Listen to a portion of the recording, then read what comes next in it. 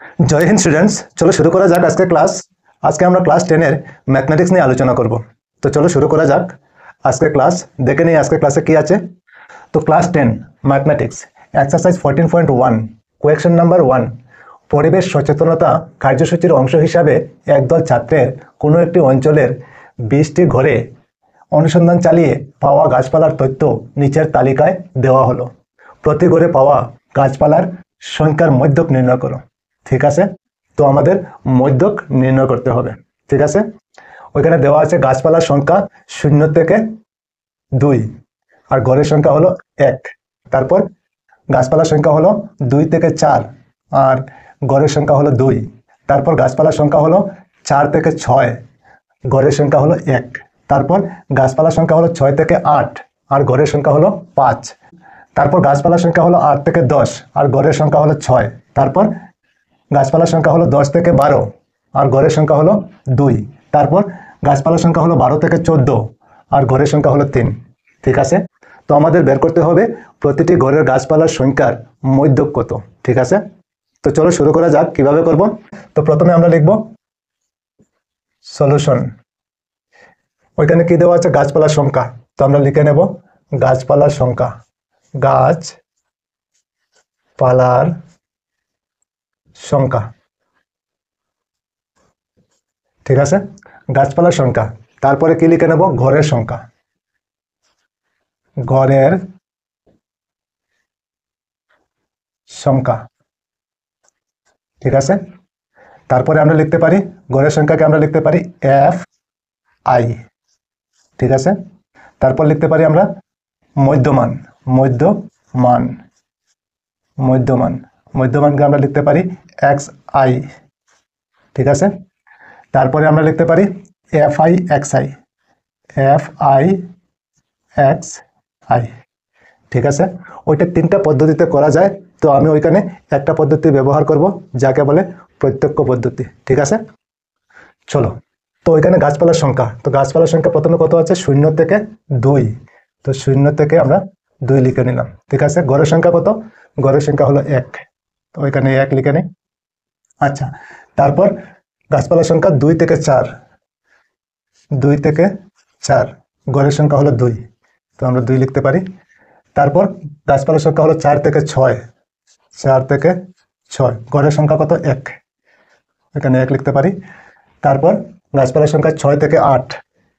6 থেকে 8 ঘরের সংখ্যা হলো 5, ওইখানে আমরা 5 লিখতে পারি। তারপর গাছপালার সংখ্যা হলো 8 থেকে 10। 8 থেকে 10 ঘরের সংখ্যা কত, ঘরের সংখ্যা হলো ওইখানে 6, তো আমরা ওইখানে 6 লিখতে পারি। তারপর গাছপালার সংখ্যা হলো 10 থেকে 12। 10 থেকে 12 ঘরের সংখ্যা কত 2, তো আমরা 2 লিখতে পারি। তারপর গাছপালার সংখ্যা হলো 12 থেকে 14। 12 থেকে 14 ঘরের সংখ্যা কত 3, তো আমরা ওইখানে 3 লিখতে পারি। এতটুকু বুঝতে পেরেছো নিশ্চয় তোমরা? ঠিক আছে। আচ্ছা, এখন আমাদের কি করতে হবে, মধ্যমান বের করতে হবে। মধ্যমান কিভাবে বের করব, ওইখানে এখানে 2টা নাম্বার যোগ করে 2 দিয়ে ভাগ করলে যত হবে ওইটা হবে মধ্যমান। তো ওইখানে 0 আর 2 যোগ করলে কত হবে 2 হবে, তো 2কে 2 দিয়ে ভাগ করলে কত হবে 1, তো মধ্যমান হলো 1। আচ্ছা, তারপরে 2 আর 4 যোগ করলে কত হবে 6। 6কে 2 দিয়ে ভাগ করলে কত হবে 3, তো আমরা ওইখানে 3 লিখতে পারি। ঠিক আছে। আচ্ছা, তারপরে 4 আর 6 যোগ করলে কত হবে 10। 10কে 2 দিয়ে ভাগ করলে কত হবে 5, তো আমরা 5 লিখতে পারি। আচ্ছা, তারপরে 6 আর 8 যোগ করলে কত হবে 14। 2 দিয়ে ভাগ করলে কত হবে 7, তার মানে মধ্যমান 7 হবে, ওইখানে আমরা 7 লিখতে পারি। ঠিক আছে। আচ্ছা, তারপরে 8 আর 10 যোগ করলে কত হবে 18। 18কে 2 দিয়ে ভাগ করলে কত হয় 9, তার মানে মধ্যমান 9 হবে, ওইখানে আমরা 9 লিখতে পারি। ঠিক আছে।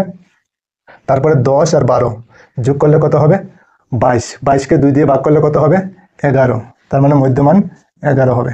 ঠিক আছে। তারপরে 12 আর 14 যোগ করলে কত হবে 26। 26কে 2 দিয়ে ভাগ করলে কত হবে 13। বুঝতে পেরেছো নিশ্চয় তোমরা মধ্যমান কিভাবে বের করলাম? আচ্ছা, এখন কি করতে হবে, এখন fi xi আমাদের লিখতে হবে। তার মানে fi আর xi এই দুইটা আমাদের ইনটু করতে হবে। কত হবে 1 আর 1 পূরণ করলে বা গুণ করলে কত হবে 1ই হবে, তো আমরা 1 লিখতে পারি।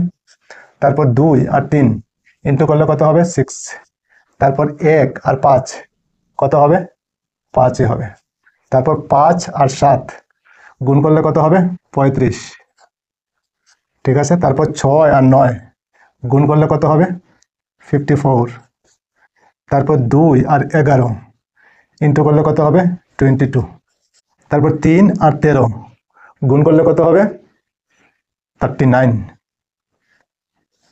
বুঝতে পেরেছো নিশ্চয় তোমরা? আচ্ছা, এখন আমরা কি করতে পারি, এখন আমরা গড়ের সংখ্যা যোগ করে নেব। গড়ের সংখ্যা যোগ করলে কত হবে, এখানে 3 2 5 11 16 17 আর 3 20, 20, ঠিক আছে, ওইটাকে আমরা লিখতে পারি সিগমা এফ আই, ঠিক আছে।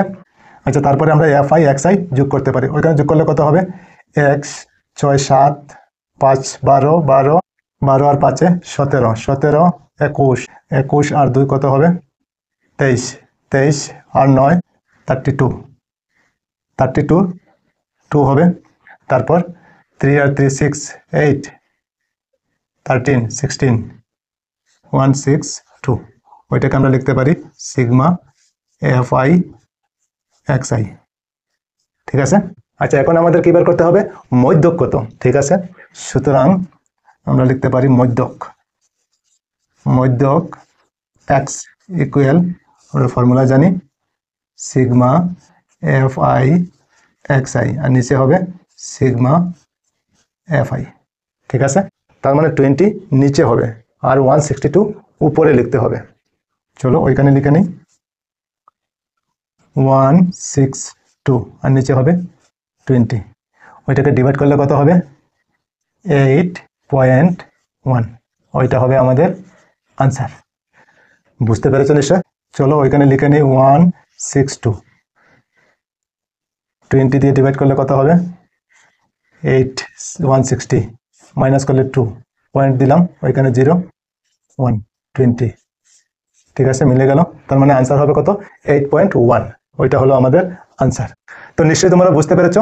তো আজকে এই পর্যন্তই থাক, আবার অন্য কোনো ক্লাসে তোমাদের সঙ্গে দেখা হবে। সবাই ভালো থেকো, সুস্থ থেকো আর মন দিয়ে পড়াশোনা করো। জয় হিন্দ, বন্দে মাতরম।